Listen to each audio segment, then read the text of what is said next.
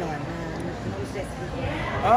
Sobrang hanga ako kay Shaira kasi iilan na lang po yung ganun, di ba? So para sa akin, napakaswerte ko po.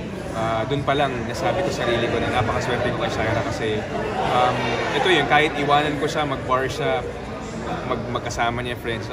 Pampante ako. Makakatulog ako ng maayos na hindi ganun si Shaira. Hindi ko naman sa inaano, pero I mean, yun lang po. Sinasabi ko lang kung saan ako nanggagaling. So, yun po. Para sa akin, napakaswerte ko kasi ganun yung pananaw niya. Gusto niya talaga after me. Pero ano naman ang masasabi mo dyan sa ibang parang medyo tumataas ang kilay, merong iba parang nabubore, boring naman ang ganung relasyon. Or hindi naniniwala. Oo, hindi naniniwala.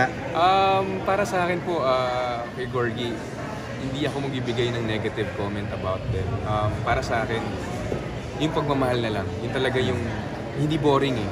Para sabihin, hindi boring yung pagsasama namin ni Shaira. Kasi kung boring, hindi kami magtatagal ng 11 years. Kung alam nyo lang, sabi nga nila, totoo yun, naniniwala ako sa sinasabi nila na pag magtagal na kayo, para na lang kayo mag-best friend. Ganun yung relasyon namin ni Shaira. And I'm so happy kasi siya yung, alam mo yun, siya yung sa kanya ako lumuhod, sa kanya ko ibinigay yung pagmamahal kong talaga. So, I'm very, very proud. And ngayon, sobrang gusto ko ipagsigawan na mahal ko si Shaira. And so napakaswerte ko kay Shaira.